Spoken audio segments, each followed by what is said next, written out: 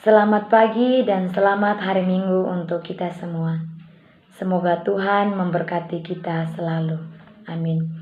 Bapak, Ibu, saudara-saudari yang terkasih, pada kesempatan kali ini saya kembali mengajak kita semua untuk mendengarkan dan merenungkan firman Tuhan secara singkat. Saya juga berterima kasih kepada kalian semua yang masih setia sampai pada saat ini mendengarkan atau menonton konten saya. Sebagai umat yang beriman, sebelum kita memulai dengan kegiatan ini, marilah kita mengawali semuanya dengan doa sebagai tanda syukur kita kepada Tuhan. Marilah kita berdoa dalam nama Bapa dan Putra dan Roh Kudus. Amin. Allah Bapa yang Maha Kuasa, Allah penyelenggara kehidupan, Allah sumber nafas kehidupan, syukur dan limpah terima kasih kami haturkan kehadirat-Mu, karena begitu besar cinta-Mu kepada kami semua, sehingga sampai pada saat ini kami semua masih menimba rahmat daripada-Mu. Sekarang ini kami akan mendengarkan dan merenungkan firman-Mu. Sudi kiranya hadirlah dalam kegiatan kami ini, agar semuanya dapat terlaksana dengan baik, sesuai dengan kehendak-Mu demi memuji dan memuliakan nama-Mu. Semua doa dan permohonan ini kami sampaikan kepada-Mu melalui perantaran Kristus Tuhan kami. Amin. Tuhan sertamu dan sertamu juga. Inilah Injil Yesus Kristus menurut Markus. Dimuliakanlah Tuhan. Lalu ia turun dengan mereka dan berhenti pada suatu tempat yang datar.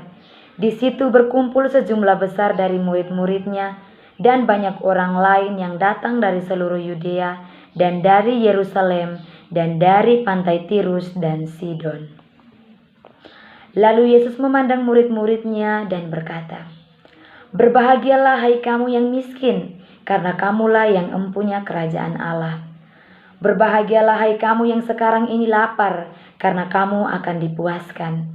Berbahagialah hai kamu yang sekarang ini menangis, karena kamu akan tertawa.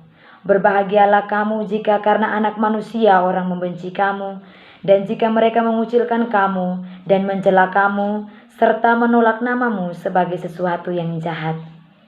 Bersukacitalah pada waktu itu dan bergembiralah, sebab sesungguhnya upahmu besar di surga, karena secara demikian juga nenek moyang mereka telah memperlakukan para nabi.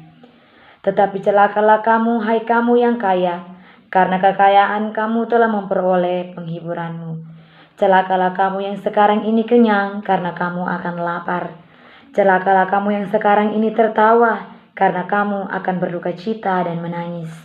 Celakalah kamu jika semua orang memuji kamu, karena secara demikian juga nenek moyang mereka telah memperlakukan nabi-nabi palsu."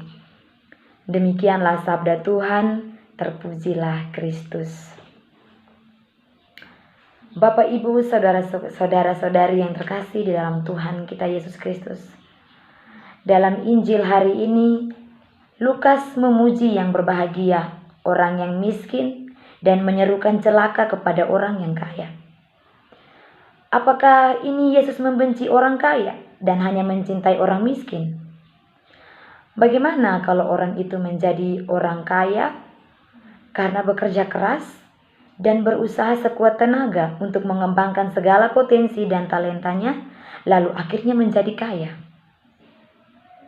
Sementara orang yang miskin itu karena dia malas dan tidak berjuang dalam hidupnya. Apakah dalam situasi seperti ini Yesus hanya berpihak pada orang miskin dan membuang orang kaya? Saudara-saudari yang terkasih, miskin atau kaya itu relatif, tergantung sudut pandang apa yang kita pakai. Orang yang miskin adalah orang yang terbuka hatinya untuk menerima anugerah-anugerah Allah, yang hatinya bergantung sepenuhnya pada Allah dan mengharapkan campur tangan Allah di dalam hidupnya. Sikap hati yang demikian akan menganggap apa yang dimilikinya sebagai berkat Allah untuk disalurkan kepada sesama yang lain. Orang-orang seperti inilah yang empunya kerajaan Allah, tegas Yesus, karena mereka terbuka hatinya dan bermurah hati.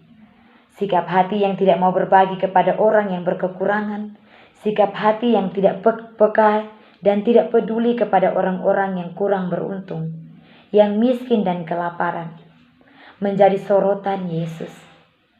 Karena itu, gereja terus-menerus menggerakkan semua anggotanya untuk terbuka hatinya kepada Allah dan terus-menerus berbagi dan berbagi kepada sesama. Inilah semangat kemiskinan Kristiani. Amin.